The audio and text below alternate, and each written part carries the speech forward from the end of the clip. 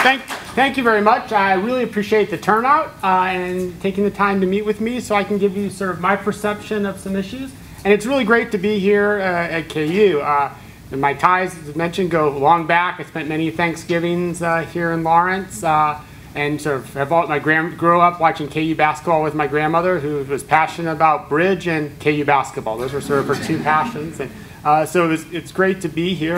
Probably the only thing I could say is that I am looking forward to an I-70 series, but from the other side. So being a St. Louis Cardinals fan, but I am looking forward to an I-70 series coming forward, and hopefully we'll avoid any of the umpire errors of 1985.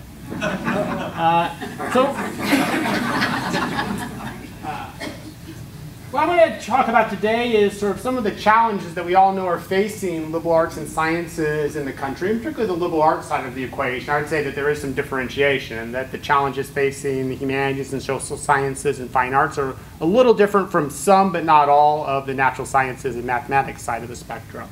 And so I'm going to ask sort of some of the ideas of what they are and how KU will address them.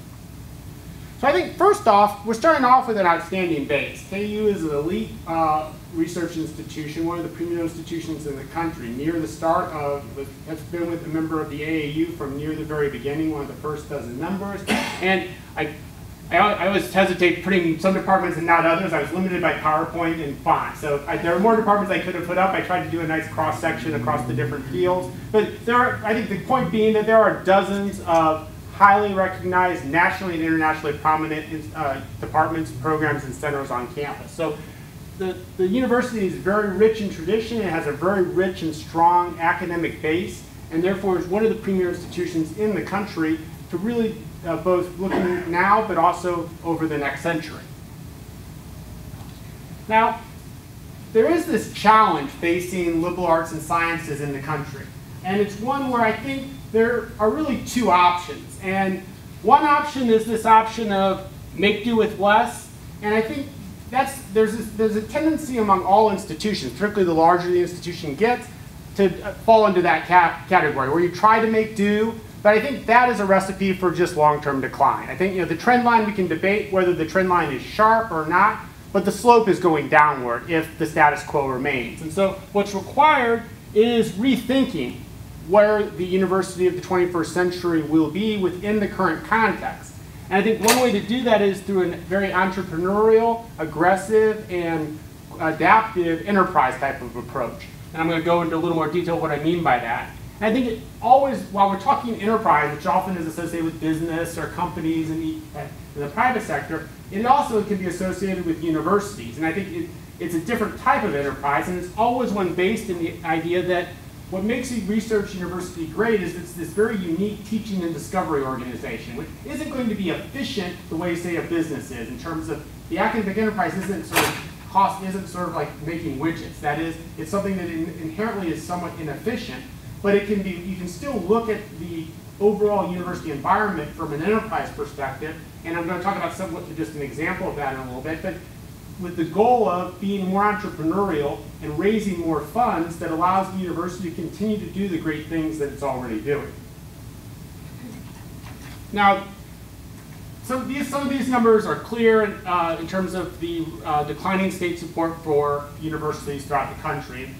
The point of this slide is just to show something that we all know as a reality. That is, states are supporting research universities in the United States at a declining rate.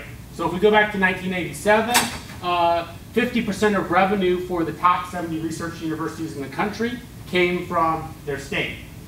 In 2012, it was 30%. If we take the 10 KU Bold Aspirations peer institution, their numbers, 46% of their funding came from the state back in 87. 2012, it was 23%. Now, using the Chronicle of Higher Education data, KU was in 87 at 48%, very similar to where the other universities were in terms of right near the mean. 2012, Chronicle has it at 33%. If we look at the most recent 2014 data, it's down to 20%. Part of this is due to how it's calculated. But I think the overall point being that KU's situation is not unique among research universities, as it's very much in line with the mean result for research universities, including the peer institutions from Bold Aspirations. So this is a decline in state support that our universities are experiencing nationwide. Now this is a departure from what many consider to be the golden era of the US research universities, post-World War II to roughly somewhere in the 70s. I don't think anybody has a very good cutoff date of when the golden age began to lose some of its luster. I think we know that it has lost its luster right now.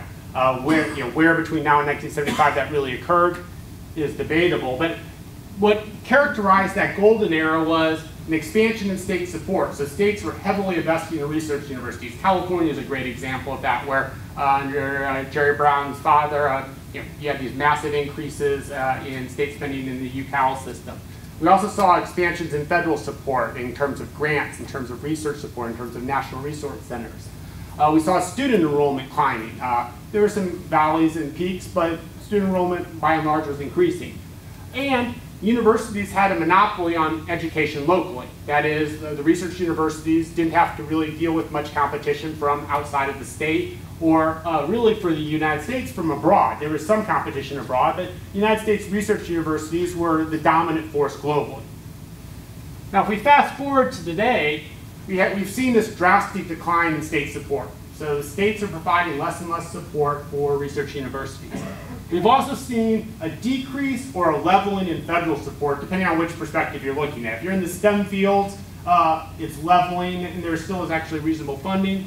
In the humanities, for some areas, for the humanities and social sciences, that's less the case. That is, you've seen a decline in federal funding. We've seen less robust enrollment growth. Some universities are level, some are dropping a little bit, but you can't count on enrollment growth anymore to bring you out of, to provide additional revenue. And likewise, there's tremendous pressure to stop raising tuition at the same rate that it's been raised in recent years. That is, one of the responses that many states have had to the decrease in state support have been to increase tuition. And that's hitting a breaking point. And I think there's a realization both politically, but also from an economic perspective, looking at students as consumers, that the amount being charged is about as high as it can be, and it can't be increased that much more without having either negative political repercussions or negative repercussions on enrollment. There's also increasing enrollment competition from a host of different groups. So we have online for-profit universities like the University of Phoenix. That's competing for enrollment growth. We also have large numbers of national and international research universities now offering courses online. And that's a real area of growth. It's an opportunity, but it's also a threat from a competition perspective. That is, you're having more and more people looking for your students online. You have MOOCs, which provide a different route towards education, which are challenging some of the traditional models.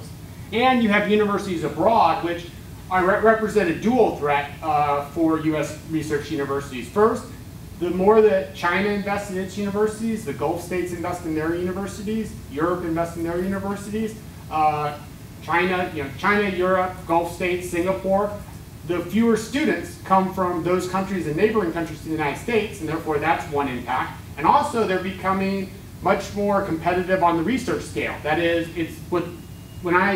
I'm embarrassed when I meet with my European friends sometimes, and they talk about all of the resources that the EU is providing for graduate student fellowships, for research projects, for collaborative projects, for research support. And I have to talk about how in political science with the National Science Foundation, it's virtually impossible for us to get grants. That is, we have to fit a narrow little, we have to be essentially aiding US security or helping economic growth. And in the last cycle, one research project was awarded for all of political science that was actual research. There were some conferences ordered, but it's increasingly difficult in some areas. But the European countries, and Brazil is a good example as well, which is one I deal with a lot, is that we're bringing Brazilians, at least to the Rice campus, in droves. That is, and all are funded by the Brazilian government.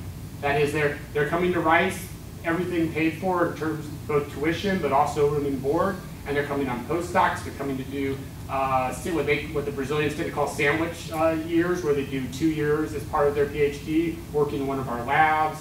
So the universities abroad are being very entrepreneurial as well. So they're also competition for the US research university, both in terms of enrollment, but also in terms of intellectual capital, in terms of competing for producing the best ideas and the best research in the world. So, one way, shows my age going back to the 80s, so one way to think about the idea of one model of the university is to try to make do as is. This is called the conserver mode, and many bureaucracies tend to fall into this mode as an institution. They try to make do, they don't really want to change all that much, and they make marginal changes, but really all they're doing is declining. They're managing their decline, or in terms of Ghostbusters, they're choosing the form of the destructor. They're choosing, in the case of the state, in this case it's the state of Marshmallow Man, but by not changing and by resisting change, the universities are effectively declining. The other option is a more innovative speed and adaptation approach that focuses, for instance, uses an investment model or return on investment model as it seeks funding and seeks to justify all funding. And so this investment model is one way to sort of conceptualize the increasing revenue for a university, because clearly state support's declining. So it's important to ratchet up support. And one way to do it is to approach every ask or every request. And I do a lot of private donor, we tend to refer to it as an ask, where we're actually going to private donors and asking for money or for resources or for support for a project. But the idea is we're looking at it as a return on investment. What is the state getting for an investment? For instance, if it provides general purpose or targeted funds. If the state is providing funds for a specific program, what's the return? Is it a better educated population? Is it economic growth? Is it better social welfare?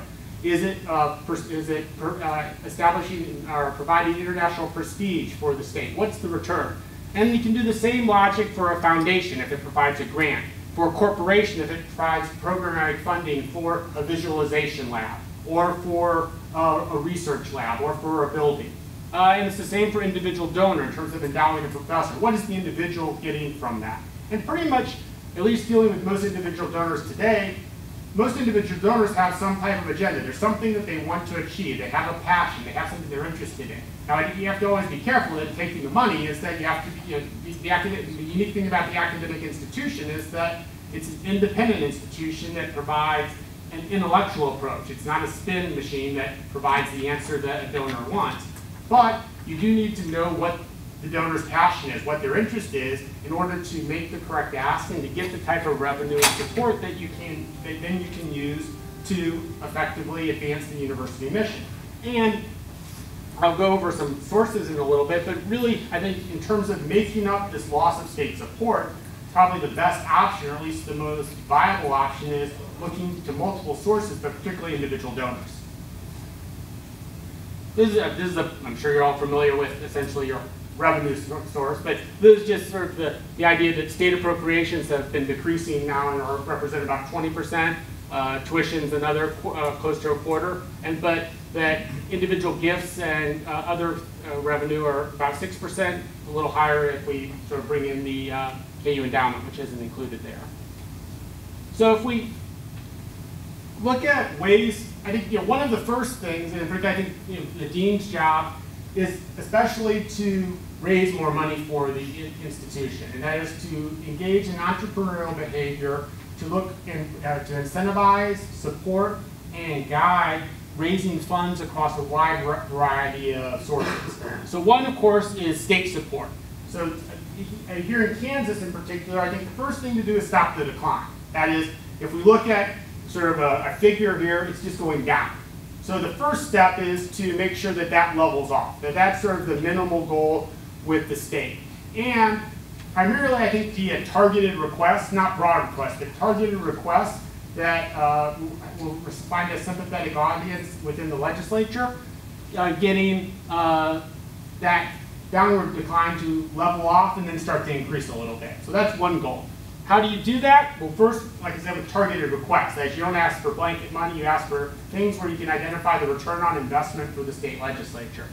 You also need to, I think, engage in, and I'm sure a lot of this is already being done, but something that I would see myself doing is much broader leading public outreach. That is, establishing good relationships with key actors in the legislature on appropriations, on higher ed, key members of different sub-caucuses. Establishing those relationships and then working with them to both protect the funding that exists and then obtain more funding. And I think that's one aspect of the state, that is stop the decline and try to reverse the decline via targeted requests. Federal support is also a priority. I think in one area there is we focus on the STEM areas, for instance. I had a conversation with people with political actors in Texas who are active in terms of the National Science Foundation, and while they are skeptical regarding the social sciences, they actually are very supportive of STEM areas, and there has been an increase in investment in STEM. And so it's working and identifying what areas within the college are most likely to obtain federal funding, and then working with them to make sure their applications are as strong as possible, via lab support, via staff, and also investing in areas where he already has a comparative advantage, in some of the life sciences, for instance. And then finally, it's working very closely with the congressional delegation. That is, if your congressional delegation is not on board with you and helping you in DC, you're going to be at a very strong disadvantage compared to other states. So the university and the congressional delegation need to be working hand in hand to make sure that the state is maximizing the amount of federal funds that it's receiving across a wide range of institutions, from not so much the NSF, the NIH, Department of Defense, and also Homeland Security. There are a wide variety of areas where you really need your congressional delegation on board if you're going to be as competitive as possible with universities in California, Illinois, New York, and elsewhere. Foundations are also an area that has often been untapped, and where you need to be a little more entrepreneurial, but with that entrepreneurship, you can really enhance the funding base available for a variety of programs. Now, the sort of national foundations, I tend to view them, the Robert Woods Johnsons, the Ford Foundations, they're much like the NSF or NIH or DoD, where it's a very bureaucratized system. The applications are pretty straightforward. You approach it just like you're approaching the federal funds. But I think where you also need to be focusing are regional foundations as well as family-run foundations, which really tend to operate much more like small donors, in that the key decision makers in those foundations often are one or two people. And so it's approaching those foundations just like you would approach a donor. That is, figuring out what they're interested in and then matching what they're interested in with the priorities of the college and the expertise of the college, and then matching those pitches together to maximize the amount of funds you get from those foundations, which are increasingly, I think, large actors, because what we've seen a lot of families do is, in the past, in people's wills, they used to leave the money to a university. What's increasingly popular among many people these days is that they create a family foundation that then is run by their children or grandchildren or others, and so the money is still there, but instead of coming in one lump sum and with relatively high levels of flexibility on how it's used, it has to be approached in a much more targeted and much more continuous relationship. But I think over time, if you can establish these types of relationships with these family-run foundations, they're a very strong potential source of resources across a wide variety of fields. At Rice, we've had tremendous success in the arts and humanities with these types of family-run foundations, in terms of buildings, in terms of opera house, things like along those lines. Another final group to focus on, or penultimate group, are corporations. Both here in Kansas, and I know that this is already being done quite a bit in geology and some other areas, where find areas that are of interest to local corporations and they view as in their long-term best interest, and maximize direct contact with them. I mean, where we at Rice have had the most success with corporations is generally in programmatic giving. Sort of there tends to be less endowment-related giving just because of the nature of their funding mechanisms. But there's quite a bit of support for specific conferences, research projects, visualization labs, and the like that are available via programmatic gifts. And you want to make the corporations and other groups realize that this is not just an investment. It's not a charitable investment only. It's something that helps their bottom line. It's in their best interest. That it's in the state's best interest in terms of economic growth. At the same time, there needs to be more revenue generation by the actual school or in college. And so online, I didn't have the BA. I lost my BA. I think I deleted it. I don't know where it was. There should be a BA programs online there as well. But essentially, a whole host of online camp. There need to be, I think, there's a real potential for MA programs both on campus and online, as well as doing more of the undergraduate curriculum online. Working with the State Department in terms of very actively pursuing RFPs for various training organizations and workshops that the State Department, USAID tend to do is a great source of resources. Establishing MOUs with foreign governments and for training programs. I'm very active in one that, for instance, the University of Houston has with Shandong Province in China, which is in terms where a class of bureaucrats of about 30 to 50 come over. They take English classes, they take and then they take specialty classes in public policy. So it's a real, it's a great revenue source for the university, as well as improves the visibility of the university in China. And then I think one other area to focus in on is boosting undergraduate enrollment. So it's currently, I think, 5 to 6%, somewhere between 5 and 6% rounding. That I think can dramatically increase, or at least can double 5 to 12%, and which I think adds to diversity on campus in terms of different ways of looking at things and aids to undergraduate education, and also provides a nice revenue stream in terms of enhanced enrollment, as well as enrollment that is more per credit hour than you would otherwise receive. And then finally, I've already talked some about individual donors. This is pretty straightforward, but I mean, one of the real, this is a real potential strength. So if you're looking at investment in a company, and if you're looking at investment in KU, KU has an unparalleled alumni network. There are Jayhawks all over the world and all over the country, and there are a lot of them. And so that's a unique source, because those are KU's people. That is, they may have gone to one or other school, they may not have, but unlike, say, the NSF that everyone has to compete for, or the NEH, or the NIH, that everyone's on equal competition, that's a large and successful alumni base that's KU's. And given the pride in KU and the strong attachment people have to KU, that's a great source as well that I think can be tapped for a variety of both endowment funds as well as programmatic funds. And one sort of example of all this would be, for instance, endowed professors. Now, endowed professors, I don't think I need to probably explain the value of an endowed professorship, so I'll go real quickly, but it's a great way for retention, and it's a great tool for recruitment. And it also helps, it's a building block for research groups, for departments. It's a way to really build up programs and make sure that you keep the best faculty and you attract the best faculty, and that the conditions that those faculty are working under are optimal. And there are a whole host of models out there in terms of what you can do with the sort of at the basic level. You just take a traditional full professor salary and you look at the endowment as a top of that, either in terms of salary or research support. And you can take that to the sort of almost max, where it's the full salary, both the base salary as well as the top up, but also with a large research or RA budget or lab support. And these are great tools, I think, to both recruit as well as retain. And I did just some basic sort of research on sort of the number of endowed professorships, and looked at sort of two of the aspirational, our peers in bold aspirations, sort of Indiana University and University of Virginia, in terms of the named professors. And I think there's a lot of room for KU to increase the number of named professors compared to IU and University of Virginia. I know that the foundation professors, that number is increasing this year, even as we speak today and tomorrow. But I think with the red numbers, I think to focus in on in terms of those are the numbers that I think where there's a real potential for this, and that can be used to then retain faculty as well as recruit, and to improve the research profile and maintain the research profile of the most productive departments.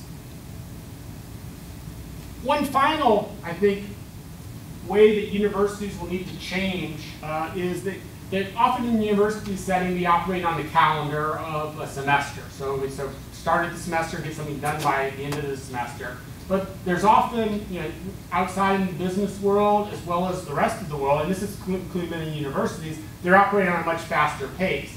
And a good example, I think, would be the issues of NRCs. Now, KU is historically known for having some of the best area centers in the country.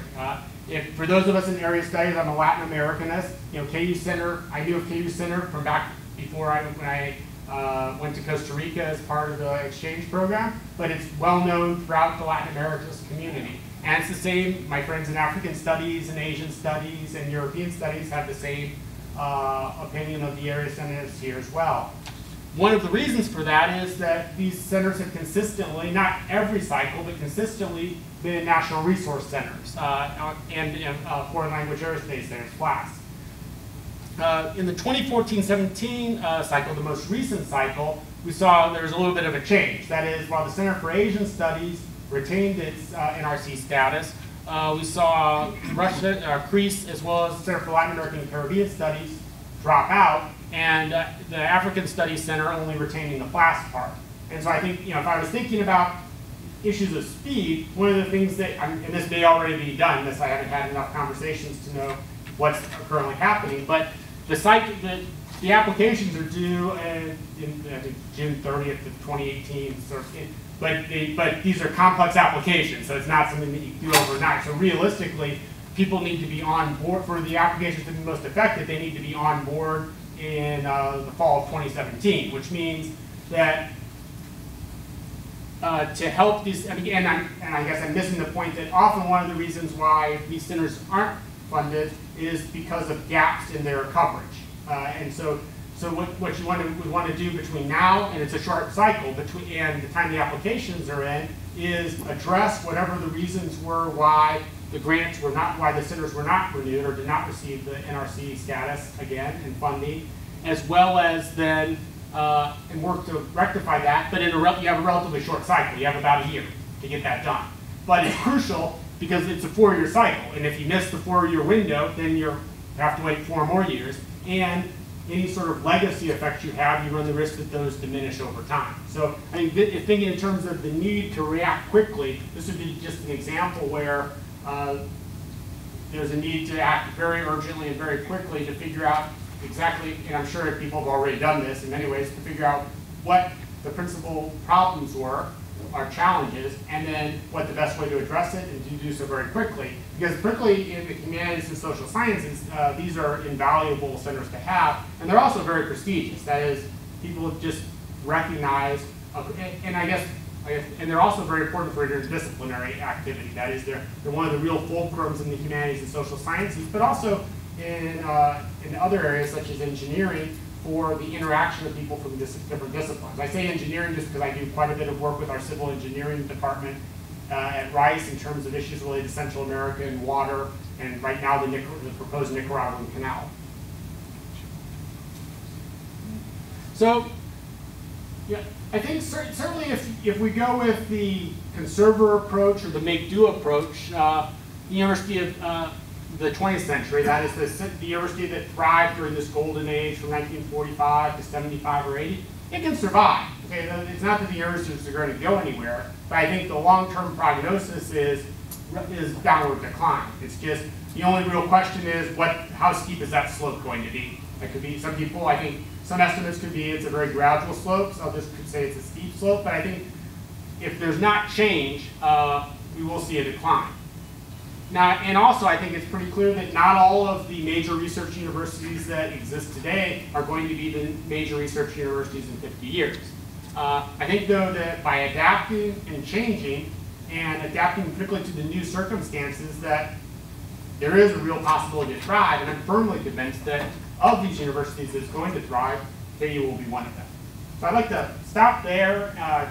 Tried to time it myself at a half hour, pretty much made it. So I will take questions that you might have, and I'd also be interested, I have my thoughts about what some of the challenges were, but I would really be interested in what you think the challenges are, and particularly what challenges you think are unique to individual units and departments, and which challenges are shared by the entire college or the entire university.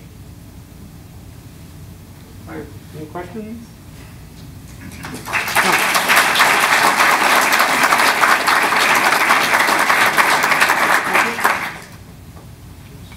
Yes. I have a question. You used the metaphor of investments. Right.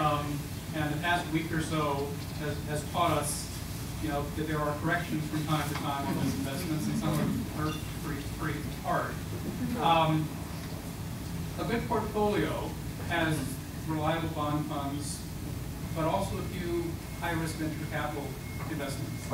What would you identify as those reliable bond funds in terms of what the university does?